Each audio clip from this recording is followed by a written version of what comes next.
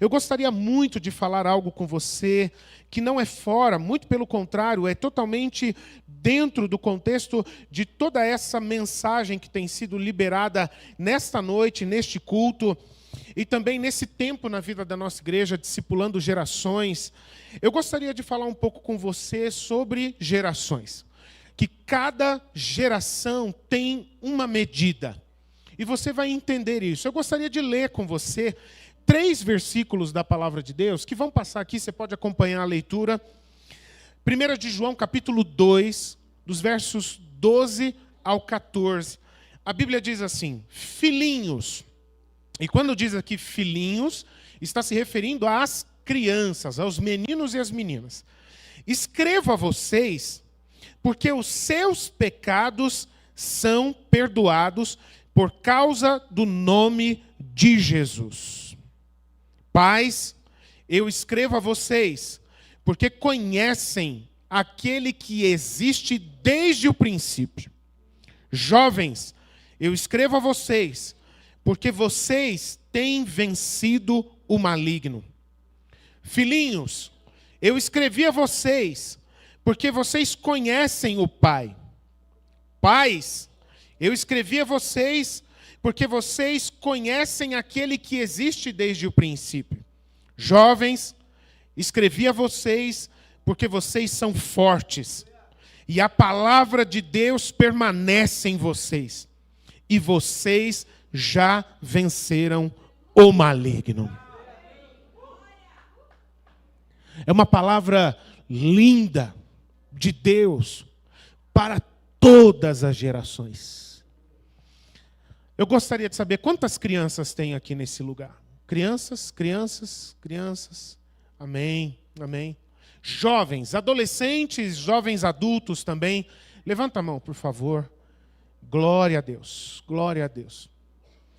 Os adultos aqui, mais experientes aqui, levanta a mão, por favor. Aí, glória a Deus. Tem gente com crise de identidade aqui. Não sabe se é criança, se é jovem, não sabe se é jovem, se é adulto. Hoje à noite você vai se resolver com isso, em nome de Jesus. Tem gente que levantou a mão que é criança, mas também que é adulto. Tá meio confuso o negócio aqui. 3 em 1, tá combo aqui. Tem alguns que não querem ficar de fora de nada. Tudo que acontecer, seja lá com quem for, tá dentro. Aleluias, aleluias. Essa palavra é profética. Essa palavra é uma palavra de bênção e de destravar destinos que Deus deixa para mim e para você. Sabe, queridos, que tem 2 coisas lindas e muito especiais que estão por trás destes 3 versos aqui. A primeira delas, e que a gente precisa entender, é que todas as pessoas que creem em Jesus Cristo, todas as pessoas que seguem a Jesus Cristo, independente da idade, criança, jovem, adulto, enfim, independente da fase da vida que estão, são reconhecidos como verdadeiros filhos de Deus, sem nenhum tipo de discriminação. Queridos, isso é uma verdade que Deus está colocando aqui diante de mim e de você. Poxa, pastor, talvez até seja um pouco óbvio falar isso. Ok, eu concordo com isso, é tranquilo. Mas sabe, queridos, que na prática, no dia a dia, a gente vê que tem muita gente que não entende isso de verdade. Sabe o que você vai pasmar, e eu sinto talvez até um pouco de constrangimento de dizer isso. Eu já ouvi, poucas vezes, graças a Deus, mas já ouvi, dentro de igreja, pessoas dizerem que crianças e jovens que não têm a sua fonte de renda, que não têm trabalho e, portanto, uma fonte de renda, não são tão importantes assim na vida da igreja porque não tem dinheiro para dar na igreja. Isso é uma vergonha. E além de ser uma vergonha, é uma grande mentira. Quem é dessa igreja aqui já me ouviu dizer várias vezes, e eu digo pela palavra de Deus, quando nós falamos, por exemplo, a respeito das crianças, e eu até entendo entendo, muitas vezes, a razão pela qual certas pessoas dizem, a respeito das crianças, que as crianças são o futuro. As crianças são o futuro da igreja. E os jovens também são o futuro da igreja. As crianças, os jovens, são o futuro da nação. Mas Deus não pensa dessa forma. Deus não diz isso. O que Deus diz é: vocês não são o futuro, vocês são a realidade. Vocês são o presente. Aqueles que são o futuro são somente aqueles que ainda não nasceram. Tem alguém aqui que está grávida? Tem alguém aqui que está com um neném no ventre? Não. Porque se tivesse, esse ser é futuro. Porque está sendo gerado ainda. Porque ainda não faz parte da dinâmica deste mundo. Logo, logo vai, mas ainda não. Futuro, queridos, é quem ainda não nasceu. Futuro é quem ainda não anda por esse mundo. Futuro é quem ainda é uma promessa, mas não é uma realidade. E uma outra coisa de grande importância que é dito aqui, nestes versos, é que cada geração de cristãos, cada faixa etária, cada um na fase em que está, tem uma palavra de Deus direcionada para você, na sua realidade de vida, no seu momento de vida, no seu contexto. Sabe, queridos, dentro disso, uma coisa muito interessante que eu vivi, uma experiência esses dias. Eu tive que fazer algumas visitas essa semana, e uma delas, eu fui num hospital.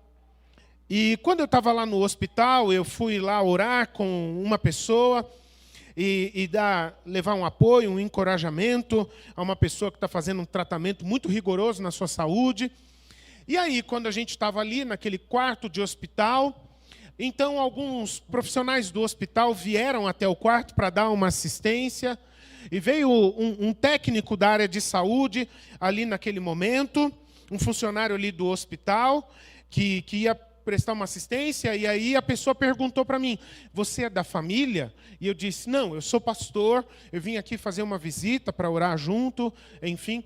E é uma coisa muito interessante compartilhar com você.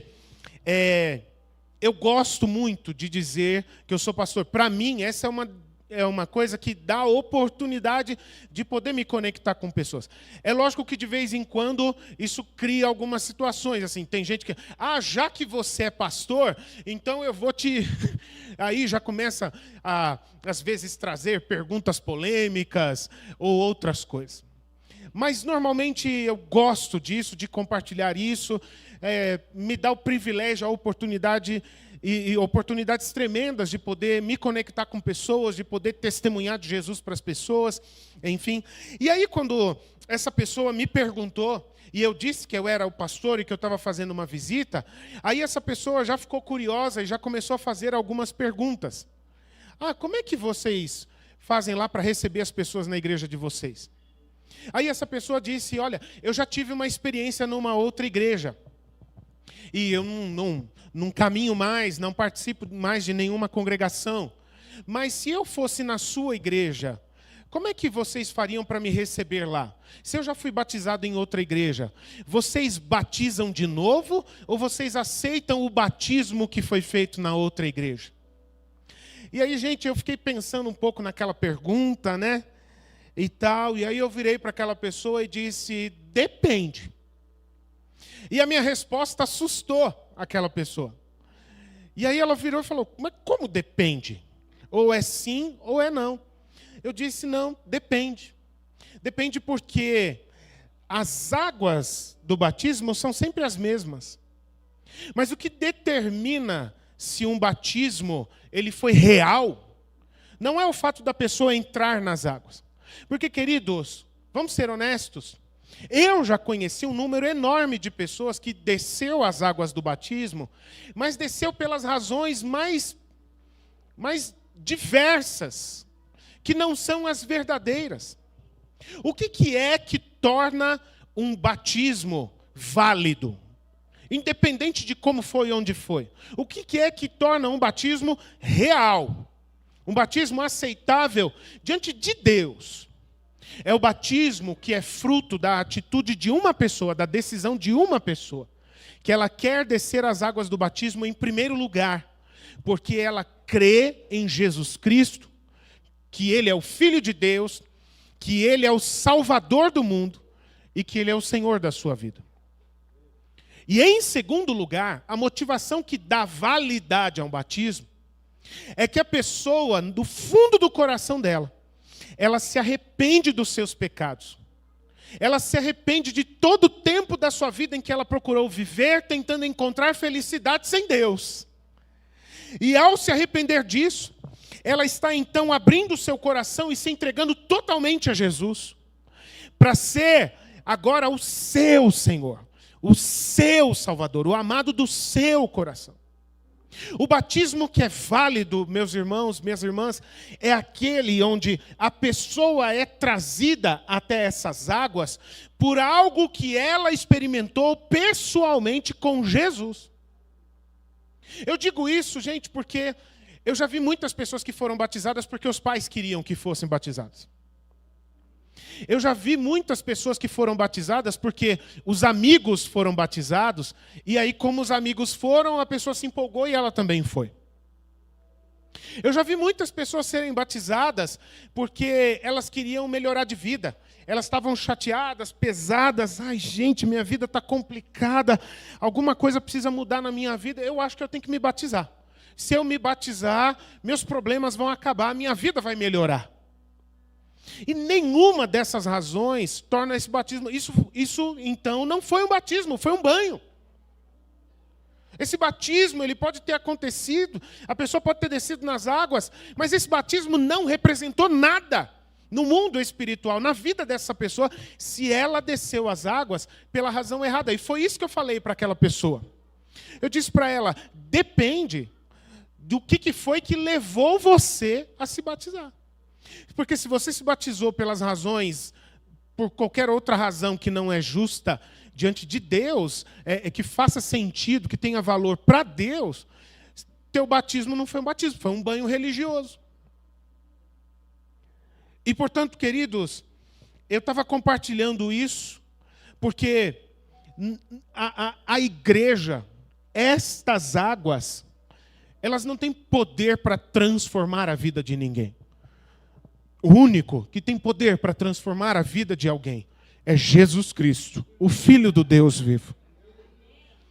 E no momento em que uma pessoa ela abre seu coração e deixa Jesus Cristo entrar para ser o seu Salvador, não é assim, o Filho de Deus lá no céu. É o Filho de Deus que habita em mim, porque eu tenho uma aliança com Jesus Cristo. Eu creio nele e eu o amo com todo o meu coração e com todas as minhas forças. Tem uma coisa muito interessante, gente, que na experiência da vida da nossa igreja nesse ano, esse daqui é o 4º culto da vida que a gente faz esse ano. Já tivemos outros. E nesse ano, Deus permitiu acontecer um negócio diferente, que não é tão comum assim, mas muito interessante. O primeiro culto da vida que nós fizemos foi lá no mês de fevereiro. E se a gente olhar sobre gerações, né? Naquele primeiro culto da vida que nós fizemos, o primeiro batismo que nós fizemos nesse ano, a faixa etária que se batizou naquele culto foram crianças. Aí depois o segundo culto da vida que a gente teve foi em abril. E naquele segundo culto da vida, curiosamente, o batismo que a gente teve aqui foi criança. Aí nós tivemos o terceiro culto da vida. E nesse terceiro culto da vida, o batismo que a gente teve aqui foi de adolescente, o jovem adolescente. E hoje, no 4º culto da vida, nesse ano, na nossa igreja, hoje vocês perceberam, a gente teve criança, a gente teve jovem, a gente teve adulto, todas as gerações aqui, nesse dia, descendo as águas do batismo. Sabe, queridos, tudo isso que nós estamos falando, porque isso tudo que nós estamos falando e vivendo aqui nessa noite, parte de uma palavra que Deus deixou a nós. filhinhos, jovens, adultos, eu vos escrevi, eu estou falando, eu tenho uma palavra que é para hoje, não é para amanhã, é para hoje, é para todos vocês. Todas as faixas etárias, elas são reconhecidas, elas são amadas, elas são vistas, percebidas por Deus. E, portanto, todas as faixas etárias devem ser também reconhecidas dentro da igreja. Todas as faixas etárias fazem parte da vida da igreja ativamente. Todas têm um papel importante a cumprir na vida da igreja hoje, não amanhã. A fazerem a diferença na vida da igreja hoje e não no futuro. A igreja de Jesus, ela tem sim uma palavra de Deus para todas as faixas etárias. E sabe, queridos, o que isso significa na prática? Essa palavra a todas as faixas etárias, na prática, significa que se você é de Jesus de verdade, ou, eu vou aqui acrescentar, se você que está aqui, que ainda não é de Jesus, não tem uma aliança de todo o seu coração com Jesus de verdade, mas hoje você está sentindo algo diferente da parte de Deus. Hoje você está percebendo o toque de Deus no seu coração. Ele está batendo na porta do seu coração e está convidando você. Ele está atraindo você a uma aliança com Ele. Eu quero dizer uma coisa para todos. Você não precisa imaginar um determinado padrão que você precisa se enquadrar. Um determinado patamar que você precisa alcançar. Um determinado perfil que você precise se alinhar para que você seja reconhecido dentro da igreja. Para que você seja reconhecido como alguém que tem valor diante de Deus e na igreja do Senhor Jesus. Isso não existe. Isso não existe. Esse padrão, esse patamar, esse perfil, ele é muito mais simples do que nós imaginamos. Na verdade, ele não é uma coisa, ele é alguém. Ele é Jesus Cristo.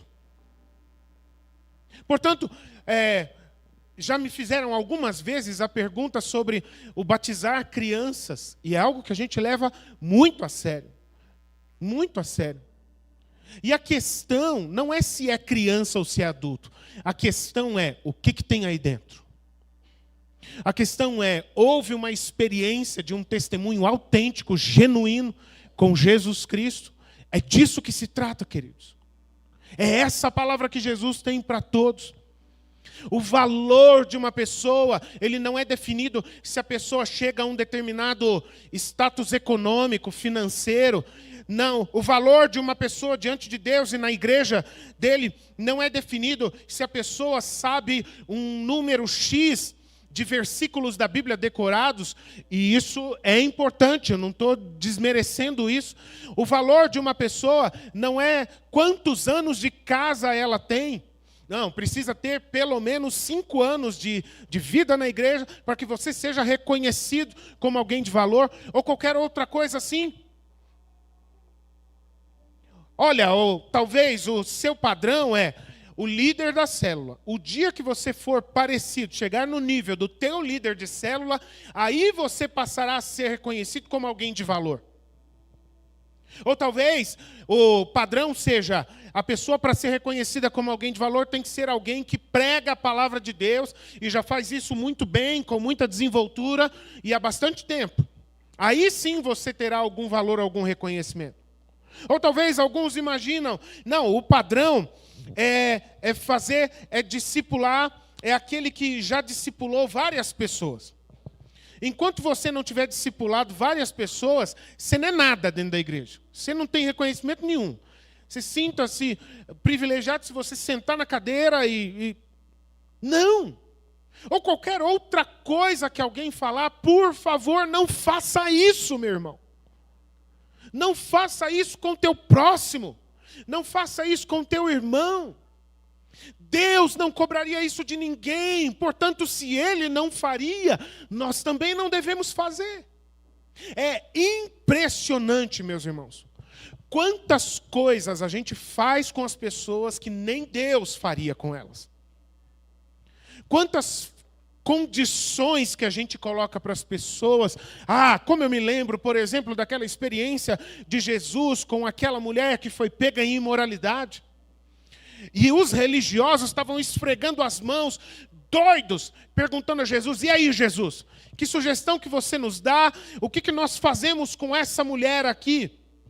E Jesus vira para eles, e eles esperando, tem que chicotear, sei lá, tem que excluir, não, tem que dar pedrada, sei lá. O que eles poderiam imaginar que Jesus diria? E a resposta de Jesus é muito simples: quem não tem pecados, que atire a primeira pedra. É muito mais simples. E depois, quando todo mundo se emendou e percebeu: eu não tenho moral para falar nada. Eu não tenho moral para fazer nada contra essa mulher. Eu não sou perfeito. Aí começou um a um a vazar. Um a um começou a sair. Aí Jesus chega para aquela mulher: e aí, fizeram alguma coisa contra você? Ela disse: não, Senhor. Todos se constrangeram e foram. Ninguém me condenou. Aí Jesus vira para ela e fala: eu também não te condeno, porque eu não estou aqui para isso. Eu só quero liberar uma palavra de encorajamento a você. Vá e não peques mais.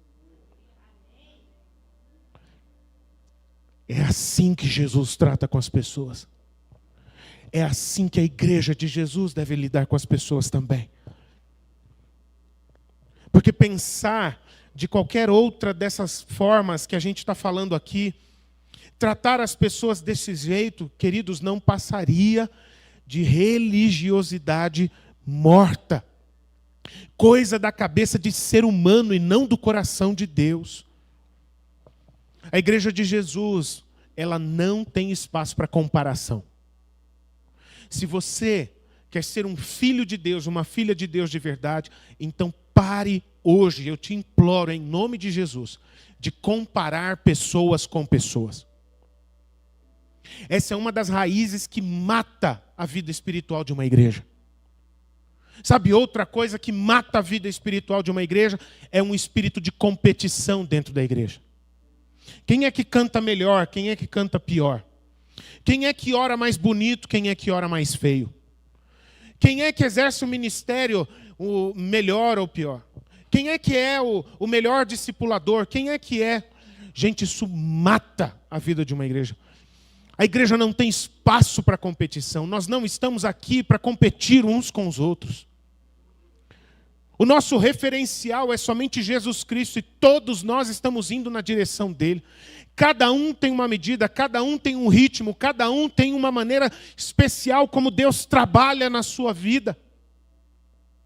Sabe, uma outra coisa que mata a vida espiritual de uma igreja é discriminação. A pessoa que tem condições de se vestir de uma maneira mais chique, mais rebuscada, uma camisa da marca tal, um sapato de qualidade tal, enfim, uma maquiagem nas unhas, tudo assim, que teve condições de gastar centenas de reais num salão de beleza, etc. Discriminar uma outra pessoa que tem uma vida mais modesta, que não tem condições de usar todo esse chiquetê, mas que na sua simplicidade tem feito o seu melhor de todo o coração, por causa de Deus e não por causa dos outros. E aí essas pessoas serem discriminadas. A igreja montar uma mesa, e aí algumas pessoas terem a condição, porque gostam desse ambiente gourmet, e prepara não é um lanche, não é um pão com recheio, não, tem que ser um sanduíche gourmet com um tipo de carne todo trabalhado, vários processos para preparar, aquilo foi assado até um ponto tal, e o outro só teve condição de fazer, de ir no mercado, comprar um saco de pão de queijo, botar para assar, e glória a Deus, e vão para cima nesse pãozinho de queijo aí. E um achar que é superior ao outro, ser mais reconhecido que o outro por causa disso. Não, meus irmãos. Em nome de Jesus, 1000 vezes não, meus irmãos. Isso não seria a igreja de Jesus se acontecesse no nosso meio. Comparação, competição, discriminação, isso pode matar uma igreja. A palavra de Deus diz, na carta aos Romanos, capítulo 12, no verso 3, a Bíblia diz assim: porque pela graça que me foi dada, eu digo a cada um de vocês que não pense de si mesmo além daquilo que convém. Pelo contrário, pense com moderação. Sabe o que significa isso? Pense com moderação. Meu irmão, minha irmã, se você tem complexo de inferioridade, se você é esmagado, torturado, com um alto nível de crítica, de cobrança de você mesmo, e você vive falando, eu não sei fazer nada direito, as pessoas às vezes me elogiam, mas é tudo mentira, elas só falam para levantar minha moral. Mas você fez bem. Meu irmão, minha irmã, em nome de Jesus, seja grato a Deus porque Ele te deu talentos, porque Ele te deu dons, porque Ele te deu capacidades. E aquilo que você faz bem, alegre-se nisso e seja grato a Deus por isso. Mas, por outro lado, tem gente que se acha a última bolacha do pacote. Se acha a Coca-Cola no deserto. E aí, então, fica o tempo todo falando, nossa, porque eu falei isso. Porque sabe o que aquele trabalho que foi feito? Fui eu que realizei aquele trabalho. O tempo todo fala de si próprio. É tanto eu que às vezes as pessoas dizem que não tem lugar para o nome de Jesus na vida dessa pessoa. Ela se basta. Às vezes tem gente, é difícil escutar alguém falar, ter a coragem de falar, mas às vezes tem gente que se acha tão boa, mas tão boa, que o privilégio é todo de Jesus Cristo, de ter essa pessoa como filho, como filha dela. Ela não vai falar, porque se ela falar, ela sabe que ela vai ser criticada, mas que ela sente, ela sente. Olha, essa igreja, louvado seja Deus, porque eu sou membro de vocês. Porque vocês me têm aqui para caminhar junto com vocês. Eu não sei o que seria dessa igreja se não fosse eu. Pelo amor de Deus, meu irmão. Tenha de você mesmo um conceito, uma visão correta. Nem mais, mas também nem menos. Como eu estava falando sobre aqueles que se veem como... Tem gente que tem uma crise de receber elogio. Tem gente que tem uma crise. Olha, eu estou aqui contribuindo, mas não fala para ninguém que fui eu que fiz, não. Por que não, meu irmão? Porque senão vão ficar me agradecendo. E qual que é o problema de te agradecer se você abençoou a vida daquela pessoa? Você já parou para pensar sobre isso? A pessoa saber que Deus levantou uma pessoa, um anjo dele, um anjo dela, aqui na terra, uma anja. Sei lá se eu estou certo, se eu estou errado. Aqui na terra para abençoar como canal de bênção na sua vida. Qual que é o problema da pessoa agradecer a Deus pela sua vida? Não é um motivo de alegria? Sem comparação, sem competição? Não gosto que falem de mim, não gosto. Meu irmão, não é disso que se trata. A palavra de Deus diz, aquele que honra, aquele que tem uma vida honrada, que seja honrado. Nós devemos agradecer uns pelas vidas dos outros, nós devemos encorajar uns aos outros. Nós devemos chegar uns para os outros e falar, sabe, meu irmão, aquela canção que você cantou foi uma bênção de Deus na minha vida. Sabe, meu irmão, aquela oração que você fez, eu precisava receber aquela oração, eu sou grato a Deus pela sua vida. A gente se encoraja uns aos outros, meu irmão. Não é show de calouros. Cada um deve fluir e dar o melhor de si, conforme a medida que Deus deu a você. Não a medida que Deus deu ao outro. Se você faz melhor do que o outro, amém. Não por comparação, mas seja grato a Deus porque você pode fazer bastante. Mas se você não faz, meu irmão, alegre-se e agradeça com aquilo que Deus tem dado a você. Qual que é a tua medida, meu irmão? Qual que é a tua medida, minha irmã? Se Deus te deu 4, pega esses 4, assim como aquela senhora viúva, que Jesus testemunhou dela nos evangelhos. E dedique esses 4 para a glória de Deus. Se a medida que Deus deu a você é 6, 7, pegue esses 6, 7, seja agradecido e com alegria, faça o teu melhor para a glória de Deus na sua vida.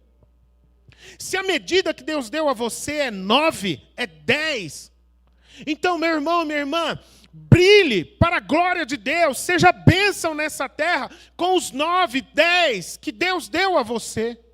O que seria triste é se Deus deu muito a você na forma de bênçãos, na forma de dons, na forma de habilidades, e você oferecer a Ele pouco. Enterrar os dons, oferecer a Deus migalhas de tudo aquilo que você tem recebido. Seja lá na sua idade, qual é a sua medida? Seja nos dons, qual é a tua medida? A medida que Deus escolheu para você, para este tempo. Seja no tempo de vida cristã ou na maturidade espiritual que você tem hoje. O dia de amanhã, Deus tem uma outra medida para você no dia de amanhã, mas a medida que Ele deu a você hoje, qual é essa medida? Flua nessa medida. Seja nos estudos. Tem irmãos aqui que não tiveram a oportunidade de ir para a escola, de aprender a ler e a escrever sequer. Tem irmãos aqui que tiveram a oportunidade não somente de completar o ensino básico, mas de fazer uma faculdade, ou uma pós-graduação, ou um mestrado, ou um doutorado. Estão caminhando nesse sentido. Qual é a medida que Deus deu a você? Que você possa fluir, que a tua vida brilhe para a glória de Deus, segundo isso que Ele te deu. Ou seja, o dinheiro. Se Deus permitiu você ter uma vida confortável, e com muitos recursos, que você pode realizar através dos seus recursos bastante coisa. Se Deus deu a você, se Deus tem permitido a você uma medida modesta, onde você, às vezes, o mês chega lá no 1 a 1, assim, sai daqui para entrar ali, mas glória a Deus, tem vivido uma vida honrada, uma vida digna, seja grato ao Senhor e ofereça a Ele o melhor, conforme a sua medida, que você se dedique a Deus com o melhor de todo o seu coração. Tem um versículo que foi um dos primeiros versículos que eu decorei na Bíblia, lá atrás, época de Piazim, Eclesiastes capítulo 9, versículo 10, Deus diz assim: tudo quanto te vier às mãos para fazer, faça-o conforme as tuas forças. Traduzindo para os dias de hoje, tudo que Deus permitir, tudo que Deus te der a oportunidade, faça o teu melhor, com gratidão a Deus por isso. Amém, queridos? Essa palavra faz sentido para você? Tem lugar no seu coração para essa palavra? Eu gostaria de pedir então que você ficasse em pé, por favor. Eu gostaria de orar com você nesse momento. Você pode fechar os seus olhos? Lari, chega aqui, por favor. Pessoal do louvor. Deixa Deus usar vocês, eu não tenho nada para falar, não. Você pode fechar os seus olhos? Vamos orar? Vamos orar nesse momento. Eu costumo dizer o seguinte: tem a hora em que Deus fala com a gente, e tem a hora em que Deus quer ouvir algo de mim e de você. E diante de tudo que você está vendo Deus fazer, diante de tudo que você está ouvindo Deus falar nesta noite, qual é a mudança que precisa acontecer dentro de você? Talvez você sentia até hoje, ore a Deus por isso, ore a Deus neste momento, fale com Deus neste momento sobre isso. Talvez você sentia até hoje que você não tinha uma vida santa o suficiente, que você não era uma pessoa madura o suficiente, que você não tinha valor algum, porque você acha que a sua medida é muito pequenininha, diante de Deus e diante das pessoas. Meu irmão, minha irmã, se você sofre ataques na mente e no coração sobre isso, eu quero, em nome de Jesus, encorajar a você, seja liberto dessa prisão. Seja liberto desse espírito de confusão que tem desfigurado a tua identidade.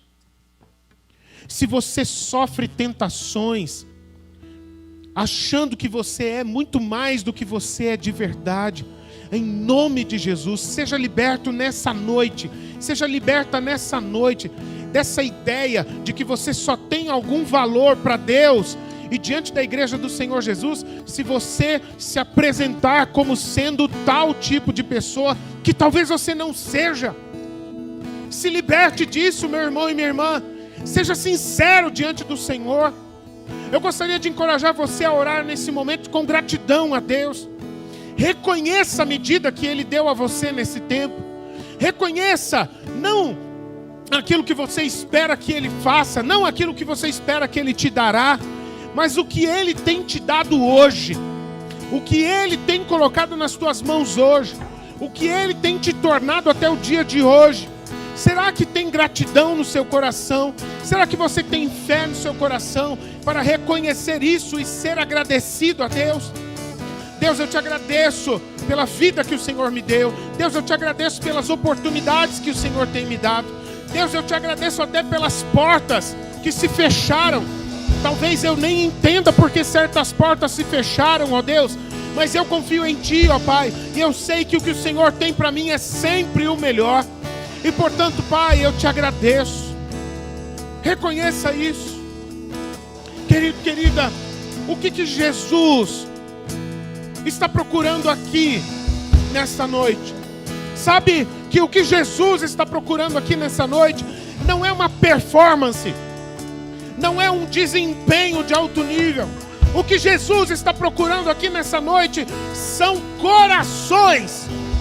Ele está à procura de corações que estejam totalmente entregues a Ele.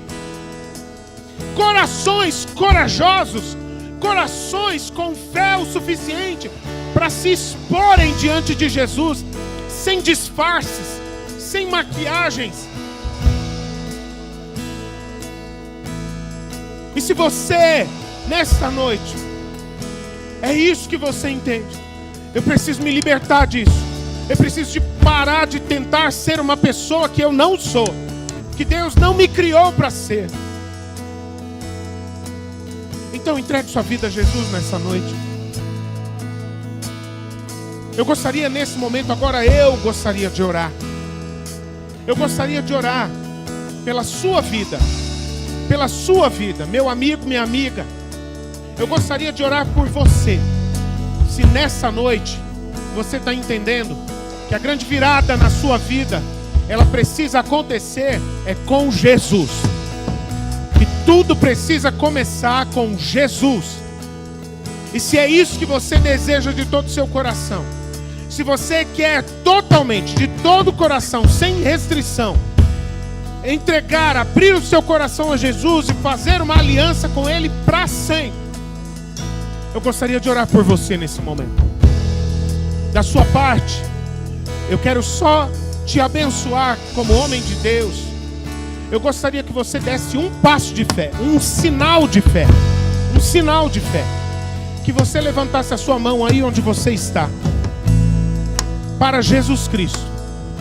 Se é essa decisão que você faz nessa noite, de entregar a sua vida a Jesus Cristo, de selar com Ele nessa noite uma aliança com Ele, essa é a sua decisão, você está entregando sua vida a Ele, então deixa a sua mão levantada, que eu quero orar por você nesse momento. Pai eterno, Pai querido, eu quero orar aqui, meu Deus, por cada uma dessas pessoas que está levantando a sua mão para Ti, tomando esse passo de fé, tomando esse passo de coragem, ó Deus, de se libertar, ó Pai, dessas impressões, de se libertar dessas ideias fictícias, dessas ideias que são invenção de cabeça do ser humano, porque eles estão ouvindo a Tua voz, eles estão sentindo o Teu toque nos seus corações, e eles estão decididos, elas estão decididas, ó Pai, que essa é a vida que eles querem viver, essa é a grande virada que eles querem experimentar. E a partir dessa noite, ó Pai, eu quero, segundo a promessa da Tua palavra, Senhor, declarar sobre cada uma dessas pessoas, meu irmão e minha irmã, escute bem, a partir de hoje e para toda a eternidade. Você está salvo. Você está salva. Jesus Cristo está entrando no seu coração. O seu nome está sendo escrito nesta noite no livro da vida dos filhos de Deus. Ele está te reconhecendo da maneira como você está se expondo diante dele, sem reservas, sem disfarces. Ele está te vendo, ele está te recebendo com seus braços de amor. Oh Espírito Santo de Deus, pela promessa da tua palavra, eu rogo para que venha e sele com teu selo, esse selo de confirmação, esse selo de pertencimento, esse selo de filiação, esse selo de paz, esse selo de alegria a cada um destes corações. Eu oro em nome do Senhor Jesus. Amém, amém, amém. Você pode aplaudir a Jesus?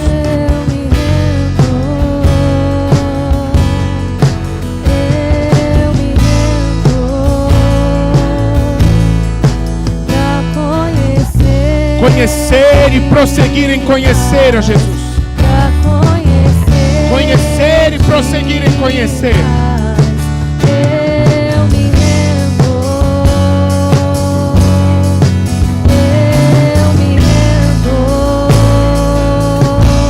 Esse é o propósito.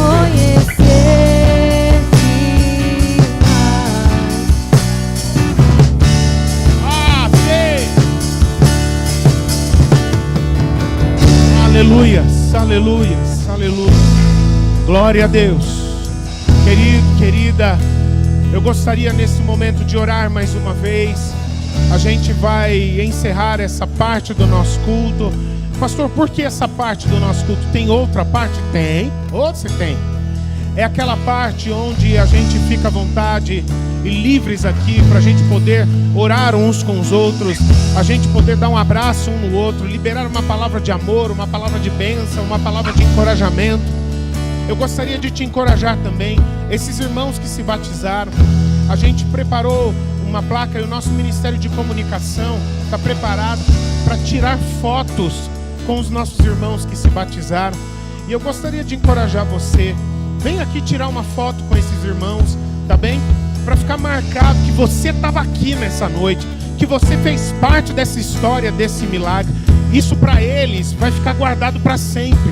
E vai ver o seu rosto lá todos os dias que eles olharem essa foto. E para eles isso vai ser muito especial. Amém? Você pode estender as suas mãos para frente. Eu gostaria de orar por você. Pai querido, Pai santo, eu quero, ó Deus, te agradecer, porque aqui, ó Deus, existe apenas um que se destaca. E esse que se destaca se chama pelo nome de Jesus Cristo, Filho do Deus vivo. E os nossos olhos se voltam somente para Ti. A nossa atenção, a nossa devoção mais sincera se volta somente para Ti. E nós confiamos a Ti as nossas vidas, entregamos a Ti o nosso caminhar. Que seja segundo a Tua vontade, que seja segundo o Teu coração. Pai, eu quero declarar sobre cada casa aqui, ó Deus, gerações e gerações abençoadas pelo Senhor. Eu declaro em nome de Jesus, gerações sobre gerações de pessoas que têm uma experiência real de vida com o Senhor. Eu oro, meu Deus, para que o Senhor venha visitar cada lar, ó Pai. Que o Senhor, ó Deus, venha visitar cada lar com a Tua paz, chamando os corações, ó Deus, a Te contemplarem, a confiarem em Ti, a Te buscarem de todo o seu coração, meu Pai. Em nome de Jesus, fecha as brechas em cada lar, ó Deus. As brechas das agressões, as brechas de ofensas, Pai. As brechas de indiferenças, meu Deus, dentro de cada lar, em nome de Jesus, ó Deus. E que haja uma aliança de amor, uma aliança, ó Deus, de paz dentro de cada lar, em nome do Senhor Jesus. Amém, amém, amém. Glória a Deus. Deus te abençoe. Desejo aí uma semana maravilhosa, uma semana de vitória para quem está perto de você aí, tá bem?